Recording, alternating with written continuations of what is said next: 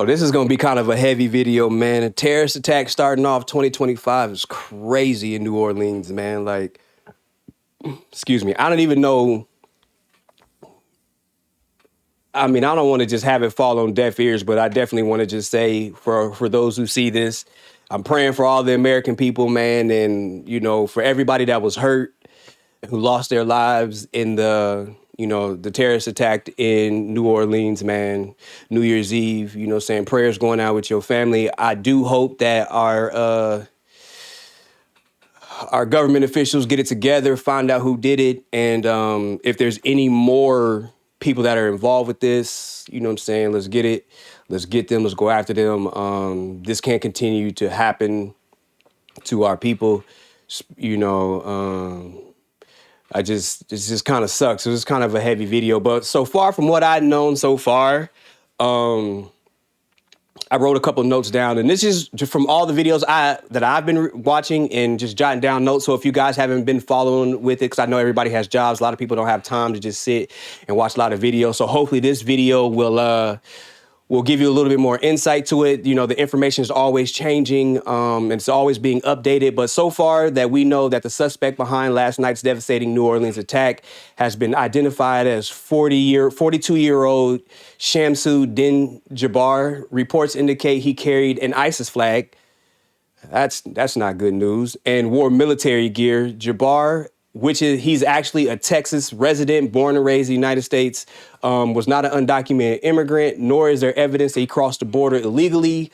Authorities confirmed 10 fatalities and dozens of injuries with the AR-15 style weapon found at the scene.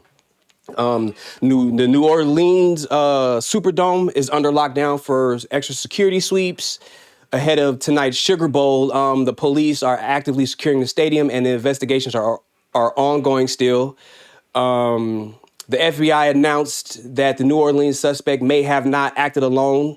That's why I was saying, if he hasn't acted alone, I hope that, our FBI, our DOJ, everybody comes together in a moment like this and not be, so divided in these moments right now.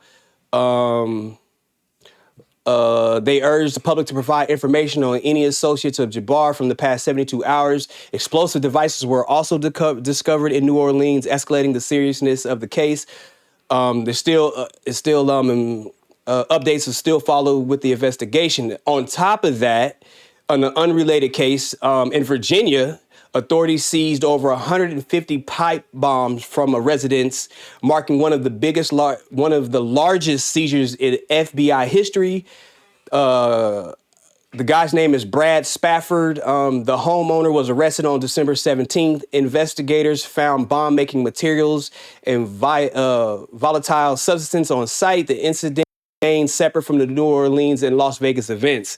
Now, when we've been talking about Las Vegas, the FBI has adjusted the New Orleans death toll to 14 and ruled out any co-conspirators. Interestingly, both New Orleans and Las Vegas suspects served on the same Afghan base, albeit in different units. The New Orleans suspect left ISIS-related Facebook videos, while the Vegas suspect had accelerants in his vehicle, no clear ideological ties. Updates will continue as investigations unfold. The LA one, I believe, is the Tesla truck exploding. They say that he unalived himself before the explosion went off. Let's talk. The Las Vegas attacker responsible for the explosion outside of Trump International reportedly died from self-inflicted gunshot. Before the explosions, consumer-grade fireworks and fuel enhancers were found in his vehicle, but no commercial-grade explosives were involved. And on a positive note, that the two officers that were shot in New Orleans have been released from the hospital and are recovering well. Enhanced security measures remain in place across the city, particularly near the Super Bowl venues. Man, 2025 has been crazy a year to just start off with all of a sudden. And, it's so much going on. We have, people being lit on fire, in New York. I did a video about that. we have to be able to protect our citizens. And I don't have, you know what I'm saying? I don't have the expertise behind this or, you know, what the policy should be or how everything should work, but we need to come together. I don't care what side you on, left or right. At this point, we're seeing our citizens being unalived in mass attacks. There's been other mass attacks in other countries as well. So hopefully we find out what is going on. This is how I'm feeling about it right now is I feel like it seems like we're headed for war. I really do feel like we're headed for war. Y'all can let me know in the comments of how you feel about it, but it does seem like we're gonna be headed to war. Cause things are starting to pick up. And if the guy that was in New Orleans had accomplices and nobody's been caught yet, I really think that it's not over with. And I'm praying that it's over, but it just doesn't seem like it's going to be over with at this point right now. Let me go see what we got updated on NBC News. Back to the city of New Orleans, which has reopened, as you mentioned, but it looks much different. They've now added this hydraulic steel ramp, which will prevent vehicles from getting onto Bourbon Street. They've also added these barriers to the sidewalk. Remember, the terrorists jumped the curb and came through the sidewalk onto Bourbon Street. If these precautions were in place on New Year's Eve, that terrorist likely would not have gotten access. All of this as a makeshift memorial is now being put up here on Bourbon Street as the city insists it is safe for residents and for visitors. Tonight, this new video showing the high-speed terror attack in the early hours of New Year's Day. We got a white Ford. I need EMS. I can now in Bourbon now. People celebrating on Bourbon Street in New Orleans, scrambling to dodge that white pickup truck the FBI says was driven by 42-year-old Texas-born Shamsuddin Jabbar. He died after crashing into a crane and getting into a shootout with police.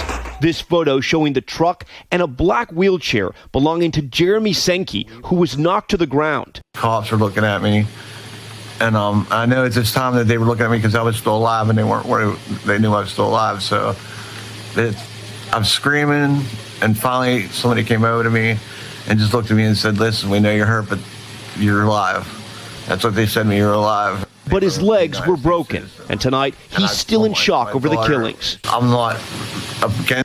Yo, just seeing this really pisses me off because what for these guys to be in the military, you know, have special forces techniques, you know, been to Afghanistan, understand war, understand, you know, the mental toll it takes on people who go through this, and then to do this to your own country is, I don't know. But if he had made it, I'd say let the community handle him. I think that's the type of stuff that needs to happen. If you create or commit a terrorist act on the American people, I think the American people should be able to an eye for an eye. That's how I feel about it. But you know, everybody may not feel that way. Against anybody like that. I love everybody. I love everybody. I just can't believe that would happen. 14 people killed in the attack, dozens more injured and hospitalized. University Medical Center, New Orleans, treating the most critically wounded. We had a mix of both blunt and penetrating trauma. We had patients that were injured from the vehicle going down the street, as well as some with gunshot injuries. Authorities now searching Jabbar's Houston home, as well as a residence where he stayed in New Orleans, locating 3 cell phones and 2 laptops. And tonight, piecing together more information about the man who had an ISIS flag on the truck he used in the attack.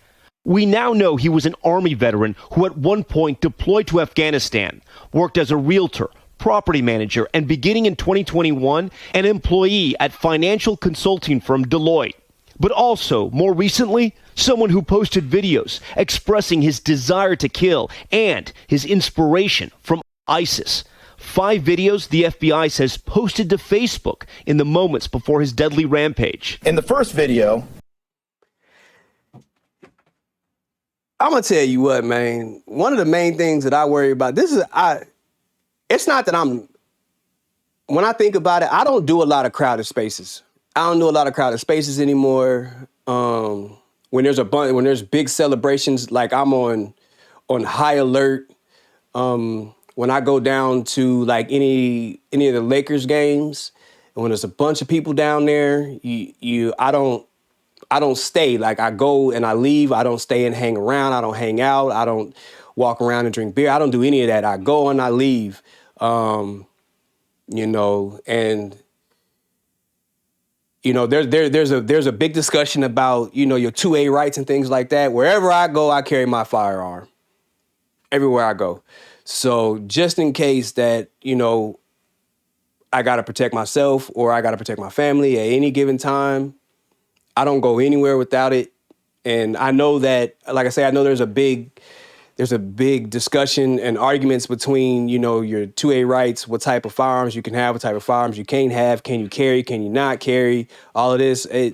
I'm carrying 100% because the world has gotten so crazy over the past couple of years. You just do not know when something may happen. And I'd rather have it and not need it than need it and not have it 100%, or especially over things like this.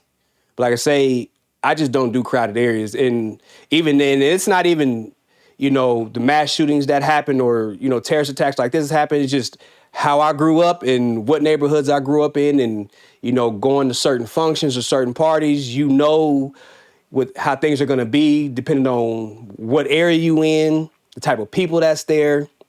Like I'm always situational aware of what's going on and the type of environments I'm in. And I don't stick around long, like I say, especially in crowded areas. Man, but his face, man, like he not here now, but if he was, like I said, let the American people take care of him. I'm all for public. I ain't gonna say the word, but especially for people like this who, blatantly take the lives of individuals that he doesn't know, all for an ISIS ideology. But like I said, I think this is gonna pick up, and I think we're definitely going to. I think it's finna get bad. I think it's finna get bad. Let's see. In an address to the nation, President Joe Biden said Jabbar posted videos on social media indicating he was inspired by ISIS, expressing a desire to kill. The ISIS flag was found in his vehicle. Biden says, citing information from the FBI, he added that no one should jump to conclusions about this investigation. Now, we're jumping. We're jumping, Joe. We're jumping. CNN, citing two officials briefed on the investigation, reported that law enforcement is reviewing videos made by Jabbar while he drove to Louisiana, in which he discussed his allegiance to ISIS. NBC News has independently verified that reporting. Federal officials and local law enforcement agencies in New Orleans are investigating whether Jabbar used a long gun rifle and fired it into the crowd as he ran people over. 3 senior law enforcement officials briefed on the investigation told NBC News. The incident is being investigated as both a terrorist attack and a crime scene, federal and local officials said. We will be relentless and we will do everything that it takes to render real justice, Mayor LaToya Cantrell said at a news conference. Let me see what else we got. Officials are looking into at least 2 IEDs that may have been planted near the attack area to determine whether those were actual explosive devices and whether they were operable. We're aggressively running down all leads to identify the possible subjects, associates. We're working to ensure that there is no further threat. Jabbar had been working for a professional service giant Deloitte and at staff level role since 2021, the company confirmed to NBC News. I want to know I'm not a conspiracy theorist, but it just seems like he's like a sleeper cell or something like that. Like, what are we doing with the family? I understand that they might, I don't know. You couldn't tell me that you didn't know that what this dude was doing. Like, maybe you could, maybe you couldn't. I'm skeptical at this point in time, especially what he did to so many people and to this country. He seemed like a smart person, man. But to do this type of stuff is, I don't know, man. I don't know. But like I said, this was going to be a heavy video. I just wanted to kind of give you guys a little bit of update. I know that the stories is changing. You know, they're updating every few minutes. Like I say, I'm praying for the American people. For anybody who watches this video, I'm praying that you and your family stay safe, protect yourselves at all times. And I'm just praying that nothing else happens in the country. I think the American people has had enough. We've been fighting ourselves over who's going to be the president. Like say Elon Musk, you know, and the H-1B visas, Vivek, you know, trying to bring in more immigrants, and you know the people are saying we're tired of, you know, a lot of immigrants coming over, taking jobs.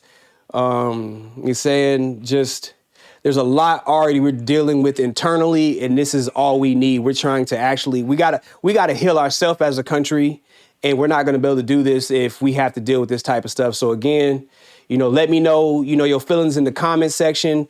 Like, share, and subscribe. And like I said before, I'm praying for y'all.